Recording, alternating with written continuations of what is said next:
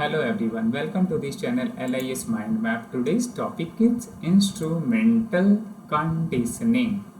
यह मनोविज्ञान का बड़ा ही वाइटल टॉपिक और जैसा कि ये सिलेबस के अकॉर्डिंग आपके सिलेबस के अकॉर्डिंग बड़ा ही महत्वपूर्ण तो है ही साथ ये कॉम्पिटिटिव पॉइंट ऑफ व्यू से भी आप समझ सकते हैं। अगर आपने फेस किया होगा, आपने एग्जामिनेशन में अटैम्प्ट किया होगा तो श्योर आपको यह टॉपिक मिला होगा और इस टॉपिक से क्वेश्चंस पूछे ही जाते हैं बार बार।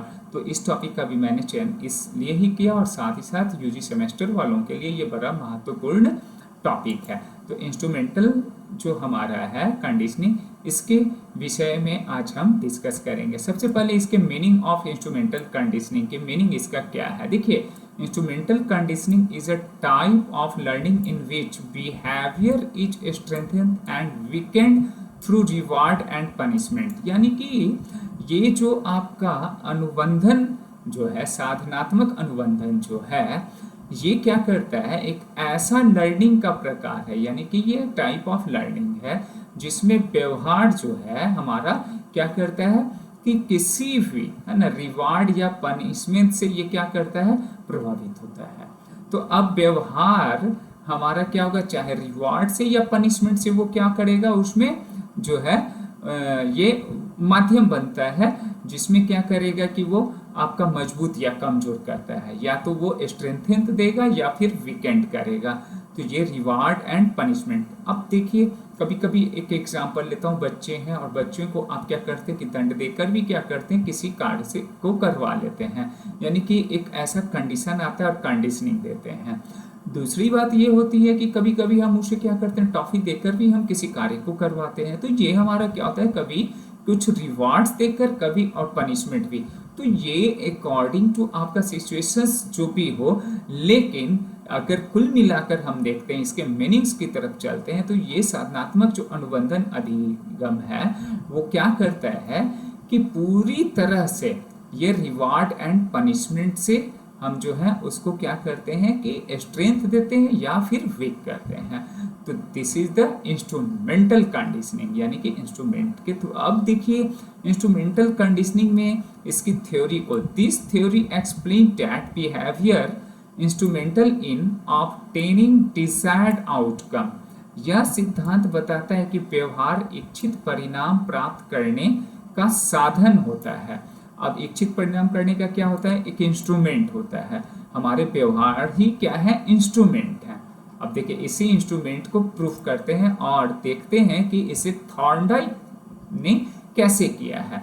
तो ये कहा भी गया कि फाउंडर ऑफ इंस्ट्रूमेंटल जो कंडीशनिंग है वो कौन है, थॉर्नडाइक। यानी instrumental conditioning was proposed by Edward Thorndike. साधनात्मक अनुबंधन का प्रतिपादन किसने किया था, एडवर्ड थॉर्नडाइक ने। तो ये क्या हुआ कि इनके द्वारा तो किया गया, लेटर बाद में बीएफ स्किनर भी ने क्या किया, further developed this concept through operant conditioning. बाद में जो है स्किनर ने भी इस पर क्या किया कि क्रियात्मक अनुबंधन के रूप में विकसित किया। अब देखिए, बीएफ स्किनर की भी ये थ्योरी फिर आई। अभी तो थॉर्नडाइक की हम लोग बात कर रहे हैं। तो अब ये देखिए कि थॉर्नडाइक के बाद ये स्किनर का भी एक महत्वपूर्ण रोल रहा, यानी इस कंडीशनिंग मेथड्स में समझने की कोशिश करते हैं। और देखिए, इस फिगर के माध्यम से यहाँ इंस्ट्रूमेंटल कंडीशनिंग में प्रपोज्ड बाय द, ये क्या कह रहा है कि कौन है, तो ये है एडवर्ड थॉर्नडाइक। कैसे ये करते हैं, इस पर हम लोग पहले यह समझने की कोशिश करते हैं कि इसके एक्सपेरिमेंट को देखिए, एक्सपेरिमेंट प्रोसेस को, कि hungry cat was placed inside a puzzle box. एक भूखी बिल्ली को पजल बॉक्स में रखा गया। अब देखिए, भूखी बिल्ली है, प्रॉब्लम क्या है, हंगर कैट है ना, प्लेस्ड इन पजल बॉक्स, तो इसमें रख दिया गया, यानी कि ये problem, it is the problem इसका है कि हंगर जो बिल्ली है, कैट है, उसे पजल बॉक्स में रख दिया गया है। सेकंड में अब देखिए क्या किया जाता है कि food watch kept outside the box, यानी भोजन बॉक्स के बाहर रखा जाता है। यहाँ पर बॉक्स के बाहर क्या किया गया, रख दिया गया। और यह जो प्रक्रिया ट्रायल एंड एरर यानी कि बार बार उसे कोशिश किया गया, ट्रायल एंड एरर यानी उसे भूख लगी है और ये क्या कर रही है, कैट की बार बार इफोर्ट कर रही है, तो ये ट्रायल करती है लेकिन एरर हो रहा है, ट्रायल कर रही है एरर, और एरर को वो समझने की कोशिश कर रही है कि हमें कैसे वह प्राप्त हो। तो ट्रायल एंड एरर भोजन बॉक्स के बाहर रखा गया है ना। तो ये क्या होता है, और the cat made several random movement, बिल्ली ने जो है कई अनियमित क्रियाएं की, कई तरह का, वही ट्रायल एंड जो है एरर की बात हुई है ना। तो रैंडम मूवमेंट किया। Accidentally the cat pressed the lever and escaped, संयोगवश बिल्ली ने लीवर दबाया और बाहर निकल गई। अब ऐसे में क्या हुआ कि वो अचानक सडनली क्या किया कि बहुत प्रयास करी है, तो एक्सीडेंटली उसका लीवर जो है, चूंकि ये पजल बॉक्स है ना, तो उसमें लीवर एक बना हुआ है, this one is the lever, और लीवर क्या हुआ किसी तरह से इससे क्या हुआ, प्रेस हो गया। वो एफर्ट तो कर रही थी इधर से, लेकिन अचानक क्या हुआ कि यहाँ पर लीवर प्रेस हो गया, प्रेस होते ही ये खुल गया। अब खुल गया, इसका भोजन यहाँ पर अवेलेबल हो गया, ये जो है मिल गया। अब ऐसे में मिलते ही क्या हो गया, लर्निंग, यानी आफ्टर रिपीटेड ट्रायल, तो ट्रायल से क्या हुआ, the cat learned to press the lever quickly. अब वो समझ में आ गया कि लीवर को अगर हम प्रेस करेंगे तो यह दरवाजा खुल जाएगा, और हम फिर क्या करेंगे, चूंकि एक ऐसा एट रैंडम उसके साथ हुआ, ये एक्सीडेंटल हुआ।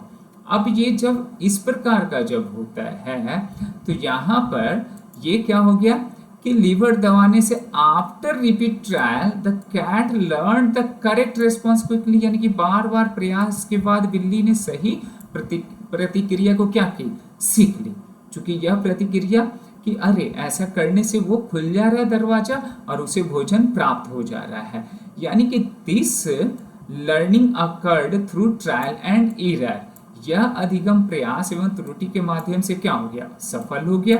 तो ये जो है कंडीशनिंग था, ये कंडीशन हुआ, और यही इसी कंडीशन से क्या हुआ कि ये बिल्ली को जो है उसका भोजन प्राप्त होता है। तो ये लर्नड क्या हो गया, रेस्पॉन्स हो गया, यानी फाइनली कैट जो है makes a quick and correct response get the food, वो आसानी से क्विक वो उसे मिल जाता है।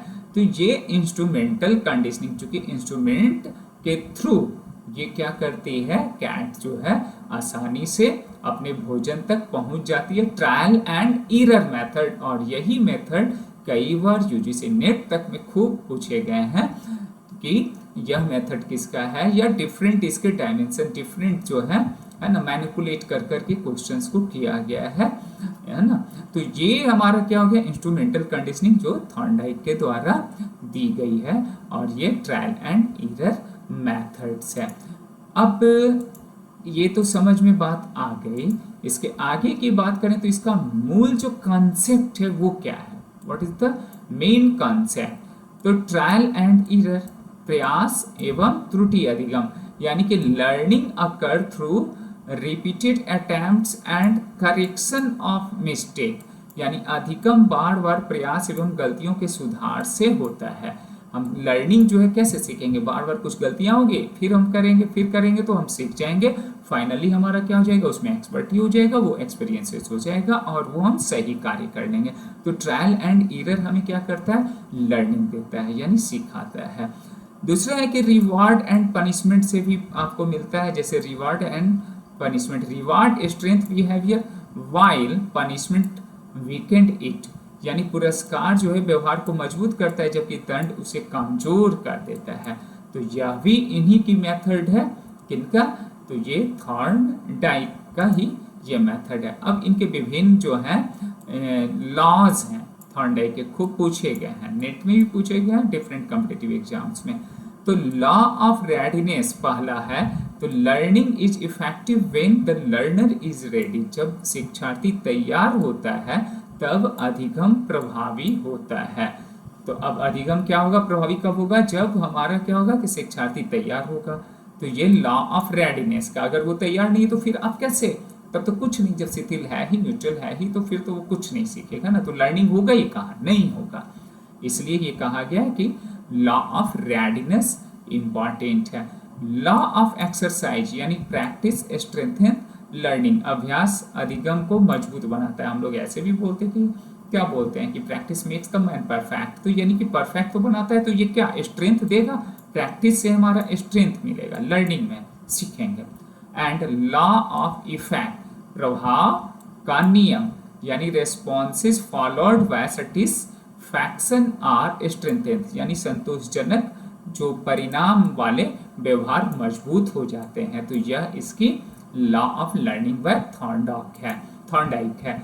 ना क्रिटिसिज्म भी इसका हुआ है इनका, तो वो पहला है कि give less importance to mental process, मानसिक प्रक्रियाओं को कम महत्व देता है यह थ्योरी, इसलिए। दूसरा है कि based mainly on animal experiment, ये पशु प्रयोग पर ही आधारित है, इसलिए इसका क्रिटिसिज्म हुआ। ना क्रिटिसाइज किया गया can not fully explain complex human learning, यानी जटिल मानव अधिगम की पूर्ण व्याख्या नहीं कर सकता है, यह भी इसकी क्या हो गई कि क्रिटिसाइज इस कारण से भी हुआ। लेकिन ओवरऑल अगर हम बात करें तो कंक्लूजन अगर देखें इसका, तो वो क्या है कि instrumental conditioning explain learning through reward, punishment and trial error experiences, यानी कि एडवर्ड जो Thorndike made significant contribution so educational psychology through this theory, यानी कि यह पुरस्कार, दंड, प्रयास, त्रुटि अनुभवों द्वारा अधिगम की व्याख्या तो करता ही है, साथ ही साथ थॉर्नडाइक ने इस सिद्धांत के माध्यम से शैक्षिक मनोविज्ञान में महत्वपूर्ण योगदान दिया है, यह तो प्रूफ होता है। अब हम लोग चलते हैं कुछ इसके ऑब्जेक्टिव क्वेश्चंस की तरफ, जिससे कि हमारा जो है एक नेचर ऑफ क्वेश्चंस भी पता चल पाए और हम आसानी से उसे एग्जाम के लिए समझ सकें और प्रॉब्लम को सॉल्व भी इजीली तरीके से करेंगे। तो फर्स्ट क्वेश्चन है कि instrumental conditioning was proposed bye, very simple question कि इसका प्रतिपादन किसने किया था इंस्ट्रूमेंटल कंडीशनिंग का, तो ये कौन है, एडवर्ड थॉर्नडाइक। चूंकि अभी इसी टॉपिक को हम लोग देख रहे हैं इसलिए ये इजियर भी हो जाता है, लेकिन जब रिपीट कर लेंगे तो ये और भी आसान होगा, चाहे वो मिक्स्ड क्वेश्चन ही क्यों ना हो। तो एडवर्ड थॉर्नडाइक यानी कि B is the right answer. Next है कि instrumental conditioning explain learning through, धनात्मक अनुबंधन अधिगम की व्याख्या किसके माध्यम से करता है, तो यह रिवार्ड एंड पनिशमेंट किसके माध्यम से करेगा, तो रिवार्ड और पनिशमेंट से ही यह पॉसिबिलिटी होता है। नेक्स्ट है कि Thorndike conducted experiments on, Thorndike ने किस पर प्रयोग किया था, क्या वो डॉग था, नो, मंकी था, नो, हम लोगों ने कैट को देखा था ना डिफरेंट जो पजल बॉक्स में, तो cat, C is the right answer. In Thorndike experiment the cat learned through, Thorndike के प्रयोग में बिल्ली के किसके द्वारा, है ना, बिल्ली ने किसके द्वारा सीखा, तो किसके द्वारा वो सीखा था, आपने देखा होगा कि वो ट्रायल एंड ईरर के द्वारा, किसके द्वारा, ट्रायल एंड ईरर, ट्रायल और ईरर ही तो उसको क्या किया कि लेकर आया, भोजन उसका मिल गया, कोशिश कर रहा था, अचानक लीवर जो है उसका दब जाता है, तो trial and error is the right answer, C is the right answer. According to law of effect, responses followed by the satisfaction are, प्रभाव के नियम के अनुसार संतोषजनक परिणाम वाले व्यवहार क्या है वो, तो क्या करते हैं, संतोषजनक परिणाम होगा तो इसका मतलब कि वो स्ट्रेंथन देगा, वो हमें क्या करेगा, शक्ति देगा, बल देगा, है ना, हमें मजबूती प्रदान करेगा, तो B is the right answer. The law of readiness means क्या होता है, देखिए लर्निंग के लिए हमें क्या करना होगा, रेडी होना होगा, तभी फिर हम क्या लर्निंग हमारा हो पाएगा, पॉसिबल होगा। तो ये इस बात को कहता है कि learning is effective when the learner is ready, अगर लर्नर रेडी नहीं है तो फिर कहाँ से हम उस चीज को हम कर पाएंगे या फिर हम सीख पाएंगे, तो बी हमारा क्या हो गया, सही जवाब हो गया। नेक्स्ट क्वेश्चन है कि इंस्ट्रूमेंटल जो हमारा कंडीशनिंग है वो किस नाम से जाना जाता है, और यानी instrumental conditioning is also known as, तो किस नाम से, trial and error learning, A is the absolutely right answer, बिल्कुल पूरी तरह से ये हमारा क्या हो गया, सही जवाब हो गया। ना रिवार्ड इन इंस्ट्रूमेंटल कंडीशनिंग जनरली, इसमें जो है कह रहा है साधनात्मक अनुबंधन में पुरस्कार सामान्यतः क्या है, स्ट्रेंथन बिहेवियर, सी आपका सही जवाब है। नेक्स्ट है कि instrumental conditioning is useful in, साधनात्मक अनुबंधन उपयोगी है किस चीज के लिए, हैबिट फॉर्मेशंस के लिए। इंस्ट्रूमेंटल जो है वो हैबिट फॉर्मेशन के लिए, तो ए आपका सही जवाब है।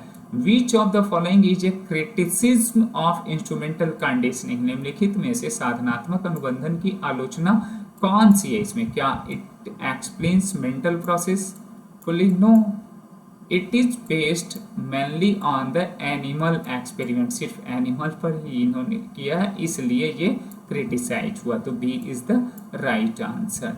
तो इस प्रकार से हम लोगों ने क्या किया कि क्वेश्चंस को, बहुत सारे क्वेश्चंस को भी देख लिया, जो इंस्ट्रूमेंटल कंडीशनिंग है क्या, किसने दिया, इसके मीनिंग, डेफिनेशंस और उसके एक्सपेरिमेंट को भी हम लोगों ने समझा, जो बड़ा इजियर और नेचर ऑफ क्वेश्चंस को भी साथ साथ समझा।